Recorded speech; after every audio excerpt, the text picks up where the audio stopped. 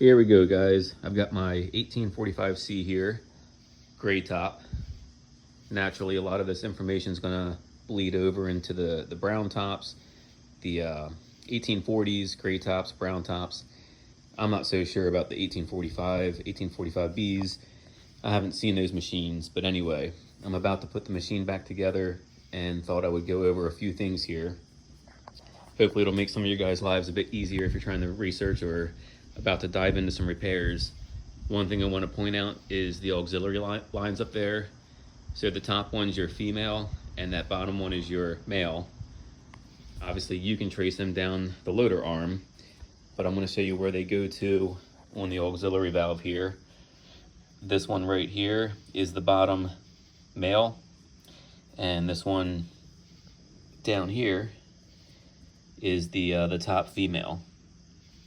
This other same size hydraulic line comes over to your main control valve on the side here. And then the fourth larger hydraulic hose comes over right up here into the T. I'll get a little closer for you here, right here. So that's the auxiliary lines. I want to point out a little bit about, I'm going to start with the battery, 12 volts to the starter and the alternator there. So main 12 volts comes over to the starter terminal, and then from that terminal you have two large red wires. One goes up here to the alternator, that terminal right there, which is the B positive. It's got a little mark right here, B positive. And the other red wire from that terminal comes to your 40 amp breaker, leaves the 40 amp breaker. One goes up to your ignition switch and the other one comes down to your main power relay, common. Now, when you turn the key switch on, 12 volts will come down into multiple different areas, one of which is to the coil side of the main power relay, and let that main 12 volts on the common leave the normally open and come over here to this 3-tab portion of the fuse block right in the middle. This fuse terminal up here is all by itself. So anyway, you've got your, drawing a blank here. I'll come back to that. I don't keep a fuse in this one here. This is for your high flow option, which I don't have. And the wire just comes over here and dangles. So I just threw a piece of tape on it for the heck of it, but I'm gonna keep that fuse out. And then this fuse here, I also keep out because it's for the backup beeper. And I don't have my backup beeper installed, but the 12 volt side will go through the fuse and out here on an orange wire where it comes up to the front end of your tandem pump pressure switch in series to the rear portion of the tandem pump pressure switch and then over to your backup alarm or the backup buzzer. So naturally, if your drive levers are in the reverse position, the engine's running, tandem pump is building up the pressure to reverse the machine. Those pressure switches will close, and that's how the backup buzzer works.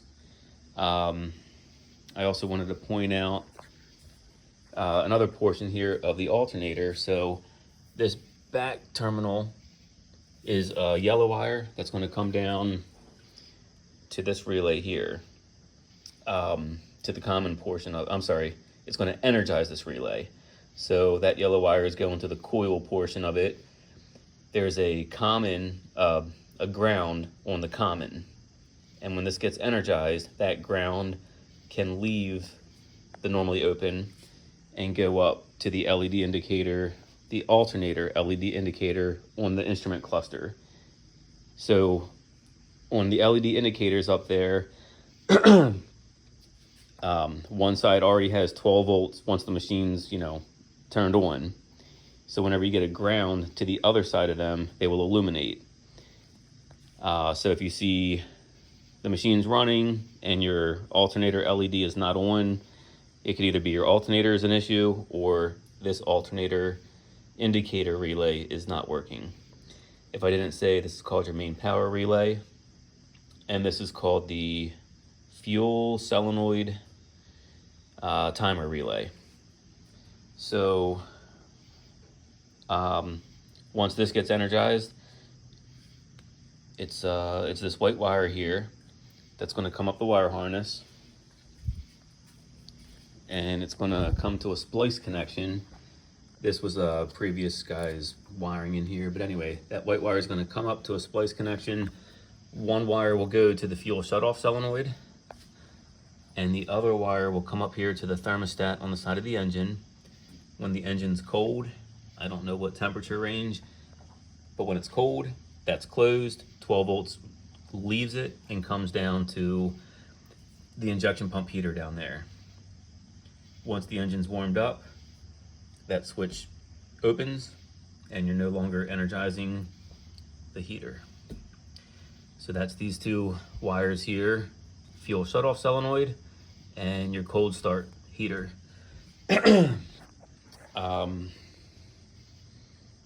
What else did I want to explain? Okay, another thing worth mentioning is your starter. So as we mentioned, you've got your battery positive going to that terminal. The starter itself is already grounded. Where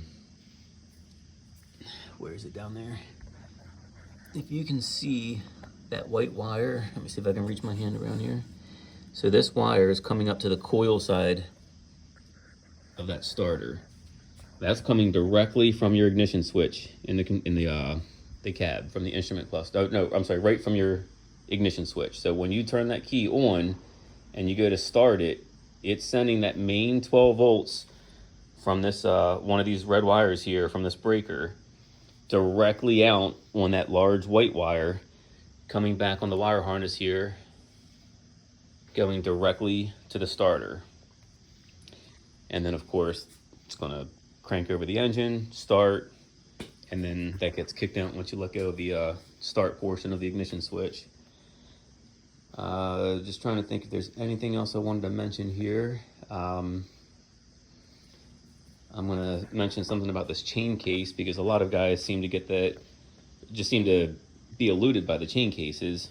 So this is one chain case. There is no front and back section in the sense of it's all one. It's completely open to itself.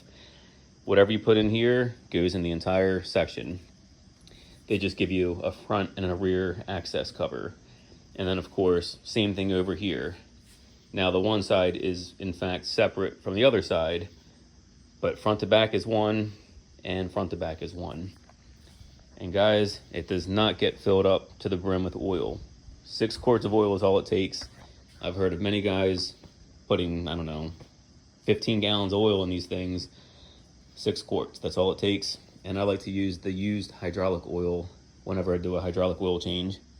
It's 1030 oil. And in fact, the manual calls for 1030 oil in that, but the used hydraulic oil is just fine.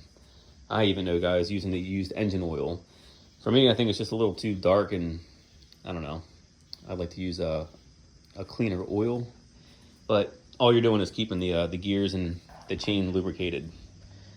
So I can't think of anything else here. Hopefully some of this stuff helped some of you guys out there, and until the next time.